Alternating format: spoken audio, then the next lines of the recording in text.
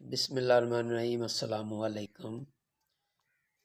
ਅੱਜ ਦਾ ਜਿਹੜਾ ਮੇਰਾ ਮੌਜੂ ਹੈ ਉਹ ਇਹ ਹੈ ਕਿ ਲਸਣ ਨੂੰ ਜਿਹਨੂੰ ਅਸੀਂ ਪੰਜਾਬੀ ਥੋਮ ਆਖਦੇ ਹਾਂ ਵੀ ਉਹਨੂੰ ਆਸਾਨ ਤਰੀਨ ਗੋਡੀ ਕਿਸ ਤਰੀਕੇ ਦੇ ਨਾਲ ਕਰਨੀ ਚਾਹੀਦੀ ਹੈ। ਕਿਉਂਕਿ ਪਹਿਲੇ ਸਾਡੇ ਭਾਈ ਸਾਡੀਆਂ ਭੈਣਾਂ ਗੋਡੀ ਕਰਦੀਆਂ ਸਨ। ਛੋਟਾ ਜਿਹਾ ਰੰਬਾ ਹੁੰਦਾ ਸੀ ਤੇ ਉਹਦੇ ਨਾਲ ਬਹਿ ਕੇ ਉਹਨਾਂ ਗੋਡੀ ਕਰਨੀ ਤੇ ਥੱਕ ਜਾਣਾ। लेकिन बेहतरीन तरीका मैं खुद अपनाया है। जी मैं गोडी कर रहा ये मैं खुद कर रहा। ये मेरे किसी दोस्त ने लसन लगाया है, थोड़ी जी उन्हें सब्जी लगाई है तो उन्होंने मैं समझा रहा सी भी गोडी इस तरीके दे नाल ना करो, गोडी इस तरीके दे नाल करो। आसान तरीन तुसी टोटली तौर पर अद्धे घंटे दे विच जितनी मर्जी तुसी गोडी कर लो। सब तो पहले जी तुसी वौली बनवानी है जिंदे नाल मैं गोडी करदा पिया, इनू असी सदने हैं पंजाबी च वौली। ये कई टाइप होंदी है, लंबी स्टिक है, डंडा है ते इनदे अगे टोटल जी ना 2 इंच की ये वौली बनी हुई है। एक पत्तरी जी लगी हुई है, वो लोहार दे कोल जाके मैं खुद उन्हें बनवा के लिया के दिती सी। उन्हें समझाया सी तो उन्हें समझ नहीं, फिर मैं उहदे नाल गया, उन्हें 350 रुपया लिया सी सिर्फ 2 इंच की। उनका जिहड़ा मूँह अगला बनया है फकत 2 इंच का है। ये 2-3 किस्म की होनी चाहिए, एक इंच का होना चाहिए, एक 2 इंच का होना चाहिए और एक 3 इंच का होना चाहिए। जिते जिहड़ी वौली तुहानूं इस्तेमाल होवे, तुहानूं पसंद होवे, जगह के मुताबिक वो तुसीं इस्तेमाल कर लो। तो यह मैं बजाते खुद यूट्यूबर होने के नाते उन्होंने वल सिखा रहा भी गोडी इस तरीके दे नाल करनी चाहिए है। तुसीं यह रंबे रुंबिया नूं छड्ड दिओ।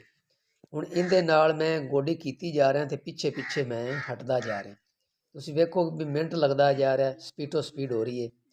तो जिहड़ा इनका अगला स्टैप होएगा वो होएगा यह जिहड़ा विच बाथू खड़ा है तो कुछ घास विच खड़ा है।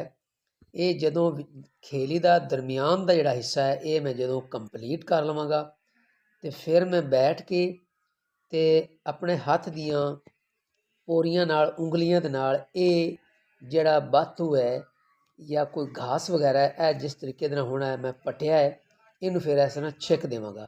ये जड़ा समैत विचों छिकिया जाएगा, ये हट के इत्थे उगेगा ही नहीं।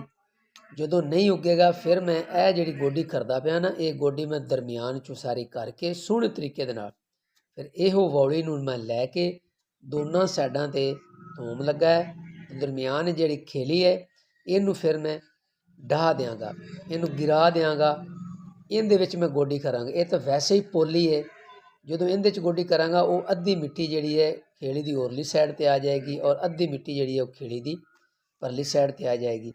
खेली विच ना होण दे बराबर रह जाएगी तो इनू फिर पानी लाना भी आसान होएगा तो फिर इनू गोडी देनी भी आसान हो जाएगी। और खेड़ियां का जिहड़ा पानी असीं लाने कदियों खेड़ी नूं ज़्यादा लग जाता है, कदियों खेड़ी नूं घट लगता, क्योंकि कंप्यूटर का कीता है कोई नहीं होंदा। ते जिहड़ी थोड़ी जगह ते साडे रिश्तेदार दोस्त भाई गढ़दे ने वो इस चीज़ का भी ख्याल नहीं रखते कि असीं इहदा बैलेंस कई दे नाल कर लवीए।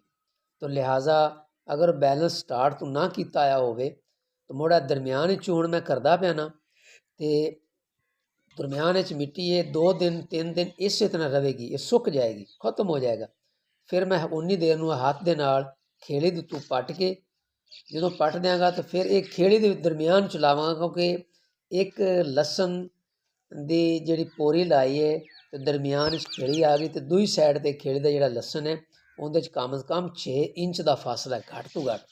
उहदे च जिहड़ी ये 2 इंच की मैं वौली बनवाई वो आसानी दे नाल 3 दफ़ा इहदे च फिर जाएगी, इहदे चल जाएगी तो वो टोटली तौर पर जिहड़ा घास वो खत्म हो जाएगा।